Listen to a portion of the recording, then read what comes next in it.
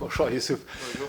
On va pas être très original au début. Là, la réception de Montpellier lance la phase retour. C'est pas un match totalement anecdotique, c'est un concurrent direct dans une période de résultats un peu compliqués. Voilà, comment toi tu abordes ce match, comment le groupe l'a préparé? On a essayé de le préparer de la meilleure des façons. Donc, c'est-à-dire déjà en gagnant notre match de Coupe de France. Là, on avait besoin de gagner pour avoir récupéré de la confiance collectivement. Donc, on a gagné, on a mis des buts et on n'en a pas encaissé. Donc voilà, je pense qu'avec ce match-là, même si c'était contre une équipe de Ligue 2 qui était mal en point, mais qui était mal en point comme nous, voilà, ça fait toujours du bien pour la confiance du groupe. Après, on a poursuivi cette semaine en travaillant sur les axes à améliorer et aussi sur les points appuyés pour faire un résultat contre Montpellier.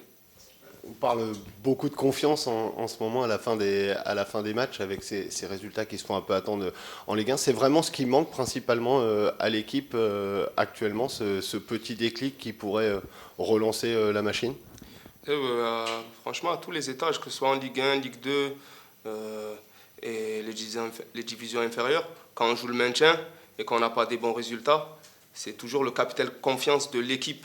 Parce que peut-être que dans l'équipe, il y a des joueurs qui ont un peu de confiance, etc. Mais c'est l'équipe le plus important. Il faut que l'équipe ait la confiance. Et donc les résultats, les clean sheets, comme pas prendre de but, marquer des buts, c'est ça qui amène de la confiance à l'équipe. Donc je pense que oui, pour toutes les équipes qui sont dans notre cas, c'est la confiance et se faire confiance aussi, qu'on se fasse confiance à nous-mêmes déjà et qu'on, malgré la spirale négative de résultats, qu'on réussisse à sortir le meilleur de nous-mêmes à chaque match pour pouvoir performer et avoir une spirale positive de nouveau. Vous allez tomber contre une équipe qui, elle aussi, est dans une spirale négative, qui en plus a connu quelques atermoiements avec ses supporters. Est-ce que c'est le bon moment là pour, je ne vais pas dire enfoncer le clou, mais pour démarrer cette seconde partie de saison de la meilleure des manières, sachant que Montpellier, c'est un bon souvenir pour vous, c'était la première victoire aussi en championnat. C'est sûr, voilà. C'est deux équipes en difficulté.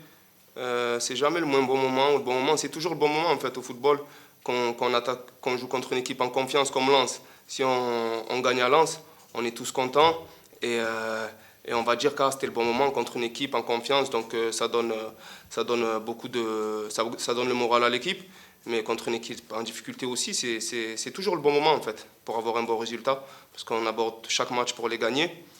Et même si en ce moment en championnat c'est difficile, mais voilà, il ne faut pas se décourager, il faut être patient. On savait que ça n'allait pas être facile et que l'objectif c'est d'avoir 4 équipes derrière nous. Donc pour l'instant on est derrière, mais on n'a pas dit notre dernier mot et on va se battre jusqu'au bout. Et dès ce match-là. Match aller, bon souvenir, c'est Nicolas, et en même temps match épicé. Tu en avais subi les foudres avec le tag de TJ notamment, 4 rouges. Tu t'attends aussi à des retrouvailles assez musclées de la part des Montpelliérains? Pas forcément par rapport au match aller, parce que voilà, c'est les faits de jeu qui ont amené ce match épicé. Il n'y a pas eu forcément de grosses tensions, c'est les faits de jeu qui ont fait que ce match il a un peu basculé. Mais voilà, c'est sûr, bon souvenir, première victoire depuis le retour du club en Ligue 1. Donc après, ça c'est du passé. Maintenant, on se concentre sur ce qu'il y aura dimanche. Et voilà, il faudra faire un résultat et tout faire pour gagner ce match. Sur un plan plus personnel, quel regard tu portes sur tes premiers mois à Auxerre? Tu es arrivé l'été dernier, il y a eu une blessure, ça n'a pas toujours été simple. Voilà, comment toi tu as jugé tout ça? Comment je juge tout ça, c'est que c'est sûr que ça ne s'est pas passé comme je l'espérais au début. Donc voilà, j'ai pas forcément eu beaucoup de temps de jeu au départ, donc en commençant beaucoup de matchs. Après voilà, moi je fais chaque semaine en me donnant à fond et en espérant jouer. Et quand ça passe pas, ben on recommence plus fort la semaine d'après, la semaine d'après, la semaine d'après. De toute façon, ça doit être peu importe qu'on joue pas. Maintenant, la première partie de saison elle est passée. C'est vrai qu'il y a eu ma blessure aussi. Donc c'est pas ce que j'espérais aujourd'hui, c'est sûr. Mais je suis là et je vais me battre à fond pour pouvoir jouer un maximum en deuxième partie de saison et aider l'équipe et le club à obtenir ce qu'on veut tous, c'est se maintenir. Dans cette optique-là, voilà, ces dernières semaines, tu as déjà plus de temps de jeu, je veux dire que ce soit en débutant les matchs, que ce soit en entrant. Est-ce que ça aussi, voilà, ça peut faire du bien, parce qu'on parle de la confiance, mais à titre personnel, j'imagine, c'est aussi le rythme qui manque, le fait C'est sûr, d'enchaîner. moi personnellement, je joue au foot toujours, j'ai toujours confiance en mes qualités, en ce que je suis capable de faire. Après, c'est sûr qu'il faut enchaîner les matchs, c'est la chose qui m'a manqué aussi. Depuis le début de la saison, j'avais jamais enchaîné 2 matchs d'affilée. Donc c'est sûr qu'on enchaîne les matchs, on se sent de mieux en mieux, on a des meilleurs repères avec nos partenaires, parce que l'entraînement et les matchs, l'entraînement, on a des repères, mais les matchs c'est différent, parce que c'est avec la pression des résultats, etc. Parfois peut-être qu'on n'a pas la même vision des choses sur le terrain, donc en enchaînant les matchs, on connaît encore mieux nos partenaires, et surtout nous, au niveau du rythme, c'est mieux.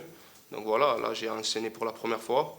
Donc on verra si je vais enchaîner ce week-end. Mais en tout cas, voilà, c'est sûr qu'avec l'enchaînement des matchs, on se sent toujours mieux. Est-ce que tu as l'impression que Christophe Pélissier te fait davantage confiance que Jean-Marc Furlan et que justement ça peut jouer dans ce qu'on te demande au fur et à mesure et que aussi tu appréhendes bien ce rythme Ligue 1 qui n'est jamais évident pour tout le monde? Non, je ne pense pas que Jean-Marc Furlan ne me faisait pas confiance, car c'est lui qui m'a recruté, c'est lui qui m'a appelé. Il avait une vision des choses à ce moment-là, sur la situation de l'équipe, sur ce qu'il attendait, sur les joueurs qu'il connaissait très bien déjà et qui se connaissaient très bien. Donc non, voilà, après, les 2 coachs, je pense qu'ils me font confiance dans le groupe. Maintenant, à moi de continuer à persévérer et rien lâcher. Voilà, on m'a jamais rien donné jusqu'à aujourd'hui. Mon parcours, il n'a pas été linéaire. Donc voilà, c'est pas ça qui va m'arrêter. C'est tout. Pour, le fait que l'équipe voilà, se cherche encore, c'est quand on est un joueur un peu en manque de temps de jeu sur la première partie de saison, s'il y avait un collectif fort qui se serait mis en place, j'imagine c'est plus compliqué. Là, clairement, voilà, il y a une place à prendre. C'est quand tu rentres en jeu, voilà, comment tu te sens toi dans cette nouvelle philosophie de jeu aussi? L'équipe a vachement changé. Non, moi je me sens bien. Je me sens bien. Maintenant, comme je vous ai dit, on va voir ce qu'il en est, si je vais pouvoir continuer à enchaîner les matchs. Et après, le football, c'est comme ça. Hein. Moi, je pense pas que je suis pas de ceux qui pensent que parce que l'équipe elle soit mal, on puisse pas rentrer dans une équipe, même quand une équipe elle est bien. Des fois, il y a des faits de jeu, des fois, il y a des faits de match qui font qu'il y en a qui prennent des cartons ou des blessures et un autre joueur il rentre dans l'équipe et ça se passe aussi bien, voire peut-être mieux des fois. Donc, et le joueur il réussit à rentrer dans l'équipe et garder sa place. Donc, c'est pas qu'une question de défaite ou de spirale négative qui font qu'un joueur il peut intégrer le 11 de départ. Je pense qu'il y a plusieurs facteurs et que moi je ne m'accroche pas à ça parce que je n'espérais pas des résultats négatifs pour rentrer dans l'équipe. Non, au contraire. Au contraire, on est là, on est au club, on a notre objectif et on est sous contrat ici, donc on veut tous le meilleur. Et donc voilà, moi c'est pas ça qui me changeait les résultats. Je me dis pas qu'avec les moins bons résultats, j'allais avoir plus de facilité. C'est sûr, c'est ce qu'on voit en vrai. Mais moi, ce n'est pas ma vision du foot. Qu'est-ce que Christophe Pélissier justement te demande sur le terrain au niveau de ton rôle? Parce qu'on sait que tu as un certain leadership, tu prends beaucoup la parole, tu replaces beaucoup tes coéquipiers, mais techniquement et sur le terrain, qu'est-ce qu'il te demande précisément dans ce rôle un peu de double pivot là devant la défense? Non, voilà, c'est un peu comme tout le monde, assurer les équipes de l'équipe et essayer de me projeter aussi pour faire valoir mes qualités offensives. Bonjour Christophe. Bonjour. Un petit mot sur le groupe à l'état actuel. Où est-ce qu'on en est? Des retours, des blessés, ce genre de choses? Par rapport au week-end dernier, donc tous les blessés sont... Enfin, il n'y avait qu'un blessé, c'était Mathias qui avait un problème au dos. Après les autres, Mba était suspendu, ainsi que Touré. Donc non, le groupe est au complet. On a vu cette semaine l'arrivée d'un nouveau gardien, Andrei Ionut Radu. Est-ce que vous pouvez nous expliquer un petit peu ce qui vous a séduit chez ce joueur et pourquoi l'avoir recruté? Déjà, on a été mis un peu devant le fait accompli, puisque vendredi matin, on a appris que Benoît avait donné son accord à Lille, donc il a fallu vite se retourner. Ça n'a pas été évident pour trouver un gardien. On a eu cette opportunité de prendre un joueur. D'abord, on a cherché en France, je vous avouerai, mais on n'a pas pu obtenir au moins les joueurs qu'on voulait. Donc, on s'est aussi tourné vers l'étranger. Il y a eu cette opportunité avec Radou, qui est quand même gardien international, qui a joué des matchs avec l'Inter, même s'il était prêté. Après, avec sa blessure au coude, il n'a pas rejoué là après. Mais voilà, c'est un gardien qui a l'expérience internationale, l'expérience de la pression du haut niveau, parce que quand on joue à l'Inter, et notamment à la période où ils ont joué le titre, donc c'est jamais évident. Quelqu'un qui connaît le haut niveau en ayant joué en Serie A. Donc ça nous a... Ouais, c'est un joueur qui nous a, son profil nous a séduit pour venir sur la deuxième partie de saison nous amener un plus aussi. Du coup, la question qui se pose, est-ce qu'entre lui et Donovan Léon, vous avez déjà fait votre choix pour le futur numéro 1 ou est-ce que vous allez voir ça dans la longueur de la saison? Et est-ce que dès dimanche, vous pouvez nous dire qui sera le numéro 1? Non, je ne vous le dirai pas à vous. C'est eux qui le sauront en premier. Donc voilà, c'est tout. Mais en tout cas, oui, il y a la question se pose d'une concurrence ou... Non, mais vous le verrez bien. La discussion, elle est d'abord entre les gardiens. Voilà, donc j'ai eu Donovan pas plus tard que ce matin. J'ai eu Radou pas plus tard que ce matin. Ils savent ce que je leur ai dit à tous les deux. Demain, je les verrai tous les deux. Et vous saurez à partir de là ce qui a été dit. Mais j'anticipe jamais par la presse avant de voir les joueurs. Il y a ce match de Montpellier, voilà, dont on évoquait déjà l'importance précédemment. Vous avez fait ce qu'il faut, c'est ce que disait Youssouf Mchangama juste avant en coupe pour reprendre confiance. Est-ce qu'effectivement vous avez senti que peut-être pour le groupe ça lui avait fait du bien avant ce match important? Je crois qu'il y a 2 matchs qui nous ont fait du bien. Celui à Lens, malgré la défaite. Mais je crois qu'on a retrouvé 3 jours après une soirée cauchemar, comme j'avais dit. On a retrouvé un groupe qui avait envie de faire des choses ensemble 3 jours après. Ça s'est confirmé sur le match à New York. C'est jamais facile de gagner un match de Coupe de France, d'autant plus en marquant 4 buts et de ne pas en encaisser. Et il y avait beaucoup de temps qu'on n'avait pas encaissé de but. Donc ouais, c'est de la dynamique qui est importante sur ces matchs-là. Maintenant, comme je leur ai dit, on a fini une première phase, il y a un deuxième championnat, parce que quand on voit tout ce qui se fait dans les clubs à l'heure actuelle, pratiquement les effectifs ont pratiquement partout changé et vont changer à 50%, donc il y a un autre championnat. On se doit d'être très performant dans cette deuxième partie. Pour moi, il va y avoir 5-6 équipes, on doit finir premier ou second de ce championnat-là. Voilà, donc ça c'est un challenge qu'on a devant nous. On sait ce qui se passait sur la phase aller, où on n'a pas du tout été performant, parce que quand on regarde nos statistiques, qu'elles soient sur le plan défensif ou offensif, on n'a pas été au niveau de la Ligue 1. Donc maintenant, voilà, deuxième partie de championnat, avec aussi un effectif qui a bougé chez nous. Il va falloir être très performant. Donc Montpellier, ce n'est qu'une première étape. Et vous parlez du fait que le groupe avait retrouvé voilà, la volonté et la capacité à refaire des choses ensemble. Est-ce que dans un match comme celui-là, où Montpellier est aussi en manque de résultats, il y a aussi des absents de leur côté, est-ce que ça peut se jouer aussi justement sur la cohérence et la force collective dégagée par les deux équipes? Moi, j'en suis certain.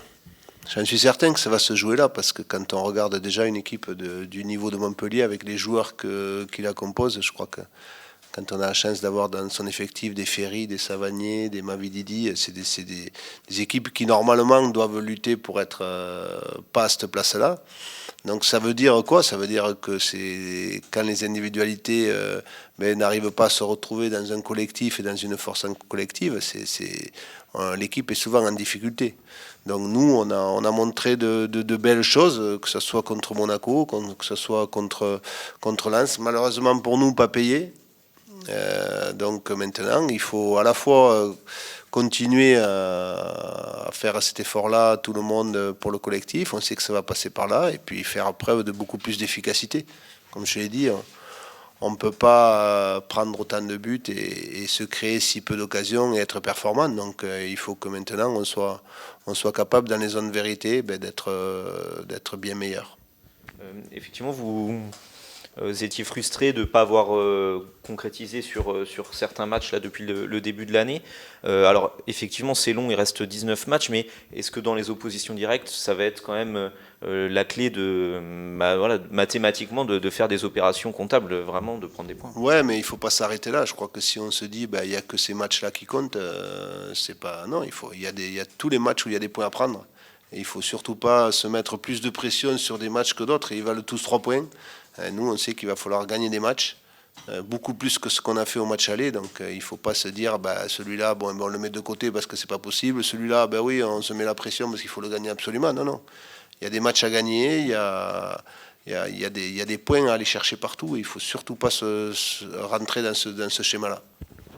Est-ce que par rapport au match en Coupe de France où vos 3 attaquants titulaires ont marqué, vous avez peut-être envie de redonner la chance aux 3 mêmes qui sont dans leur dynamique, dans leur confiance, dans leur lancer? Ça fait partie de votre réflexion? Ouais, mais il y a surtout, la réflexion, elle est menée surtout sur les 20 jours qui arrivent, il y a 6 matchs. Donc les joueurs doivent comprendre que soit ils débutent, soit ils vont rentrer dans le match et ils doivent être performants. Et c'est ce qui fera la force aussi de la deuxième partie de saison, c'est-à-dire arriver à comprendre que cette rotation, elle est toujours positive. Que l'on débute le match ou qu'on y rentre. Je crois qu'il y a un garçon qui le symbolise très très bien, je crois que c'est Gaëtan Perrin, comme je l'ai dit, qui n'a pas été toujours titulaire, mais le dernier match contre Toulouse, il rentre à la mi-temps. Quand on rentre dans une équipe qui est menée 3-0 à la mi-temps et en perdition, c'est jamais évident. Et on a senti que voilà, lui, il s'est lâché, il a joué. Derrière, il a pu avoir des titularisations et de très bonnes performances. Donc il faut que tout le monde soit dans cet esprit-là. Il y a toujours des petits signes, des petits phares à aller chercher. Je crois que Gaëtan montre ça. Donc tout le monde doit comprendre que il y a de la concurrence et cette concurrence-là, elle doit nous tirer vers le haut. Vous aviez souligné, après la grosse désillusion contre Toulouse, que quelque part, vous aviez la chance d'avoir un public qui avait été quand même derrière l'équipe. Est-ce que c'est un levier aussi par rapport à votre groupe de dire quelque part ils doivent une revanche aussi un peu à leurs supporters à la maison? Oui, je crois que c'est indéniable. Alors un levier, je ne sais pas, mais je crois qu'au fond d'eux-mêmes, ils savent qu'ils doivent une revanche à notre public. Parce que quand on subit une telle humiliation à la maison, je dirais même sans combattre, oui, il y a une question de fierté derrière, quoi. Donc on peut perdre des matchs, malheureusement on va en perdre d'autres, hein. C'est comme ça, c'est le sport, c'est le football. Mais comme je dis, on doit le faire avec dignité. C'est-à-dire que tout montrer, et puis des fois il faut accepter que l'adversaire soit plus fort. Mais je crois que oui, sur ce match-là. Alors après, j'aime pas employer le mot revanche parce que des fois, on tombe dans une pression qui est toujours pas bonne. Il faut que nous, on pense à être nous-mêmes, être un bloc, être capable d'être enthousiaste et dynamique. C'est les 2 mots que j'emploie beaucoup avec les joueurs depuis 15 joueurs. Avoir un football dynamique et enthousiaste. On va faire des erreurs. Malheureusement, on aimerait les minimiser, mais tout le monde en fait. Mais par contre, on ne peut pas faire d'erreurs dans les courses, dans l'état d'esprit. Vous parliez de la rotation qui sera importante justement dans les jours et semaines à venir. Est-ce que vous êtes satisfait là de la forme que prend votre groupe avec les apports du mercato d'hiver? On voit que ça s'est resserré, mais en même temps, on a peut-être gagné aussi en quantité, en qualité, et que aux entraînements, il y a un petit peu moins de jeunes de la réserve, par exemple, qui font le nombre ou quoi. Est-ce que vous êtes satisfait de ça? Et est-ce que vous attendez encore du renfort vu que le mercato n'est pas terminé? Oui, très content du mercato parce qu'on avait ciblé certains postes qu'on a pu faire assez rapidement. Je pense au poste de latéral droit où Hakim est arrivé, Zedabka assez rapidement. Après, il y a 2 jeunes, que ce soit Mathis ou Isaac, qui sont arrivés aussi rapidement parce que c'est ce qui est important dans un mercato aussi pour ils n'arrivent pas le 31. Il peut toujours y avoir, et on le sait, un joueur qui arrive le 29, 30, 31, mais ce que je souhaitais, c'est qu'ils arrivent tôt, donc ça a été très bien. Youssouf, c'était quelqu'un, non pas Youssouf, pardon, Elisha, c'était quelqu'un qu'on avait ciblé depuis un moment, ça a mis un peu de temps, mais c'est un joueur aussi qu'on sentait qu'on avait besoin d'un joueur au milieu qui soit un peu plus agressif pour aller récupérer des ballons un peu plus haut. Donc ça, c'est quelque chose de très bien. Donc oui, ça me satisfait. Après, le fait d'avoir peut-être un peu plus de concurrence qualitative, ça doit tirer encore plus le groupe vers le haut. Et ce, sans oublier bien sûr les jeunes. C'est pour ça que je dis que moi, dans l'idéal, et après, voilà, quand on arrive en cours de saison, on peut pas construire l'équipe le groupe comme on voulait, mais dans l'idéal, moi, c'est toujours d'avoir 15-16 joueurs, un noyau, et qu'après, il y ait 5, 6, 7 joueurs qui sortent du centre de formation et qui viennent là, parce qu'à la fois, ça amène du dynamisme, à la fois, ça permet à ces jeunes-là de progresser, et puis c'est un actif du club, et ça, il faut pas l'oublier. Je crois que voilà, l'année dernière, à Lorient, pour mon expérience personnelle, j'ai fait débuter 9 joueurs en Ligue 1. On s'aperçoit que des joueurs qui ont débuté ont eu une grosse plus-value, notamment un qui est parti. Donc voilà, je crois que ça c'est très important. Et c'est pour ça que quand je parle d'unité, dans un maintien de club, dans une performance d'un club, l'unité est importante. C'est-à-dire qu'il n'y a pas le centre de formation d'un côté, il n'y a pas les pros de l'autre, il faut que ça travaille en symbiose et qu'on puisse faire augmenter le niveau de l'équipe et à la fois le niveau des actifs du club. C'est comme ça. Pour en revenir rapidement, on est passé très vite. Le départ de Benoît Costil, comment vous l'avez vécu personnellement? Comment le vestiaire aussi l'a vécu? Parce qu'il faisait partie quand même de vos cadres. Oui, je vous avoue que ça a été une surprise. Ça a été une surprise, mais il m'a expliqué ses raisons que j'entends. Comme j'ai dit, c'est des raisons que je comprends en tant qu'homme, mais que j'accepte pas en tant que coach. Mais voilà, ça c'est entre lui et moi. Mais voilà, la difficulté du métier aussi. Et puis voilà, il avait du mal à encaisser psychologiquement ce qui se passait, ce qu'il avait vécu surtout à Bordeaux. Et il se sentait peut-être pas assez fort psychologiquement pour aider le groupe à obtenir ce maintien. C'est aussi, ça a été courageux de sa part de me le dire. Voilà, après, quand on est coach, voilà, on est aussi égoïste. Lui, il est ce que j'ai dit sur le fait de partir à Lille. Et nous, on espère avoir aussi le meilleur pour un groupe. C'est vrai que c'est quelqu'un que j'avais désigné de par son expérience comme un relais dans le vestiaire. C'est pour ça que ça m'avait un peu... Mais bon, voilà, après, il faut accepter les choses. Et je crois que Benoît était très clair dans son explication et dans la discussion que j'ai eue avec lui vendredi matin. Donc voilà, après, le vestiaire aussi a compris, même si certains étaient un peu aussi surpris, et des joueurs proches de lui. Mais c'est comme ça, il faut arriver avant le joueur, il y a aussi l'homme. Et ça on ne peut pas l'occulter. Et pour que le joueur soit bon, souvent, il faut que l'homme se sente bien. Donc, à un moment donné, pour ça que, bon, j'entends certaines personnes qui tirent un peu sur... mais il faut tout comprendre pour analyser, pour comprendre les choses. C'est bon pour moi ? Merci, bonne journée.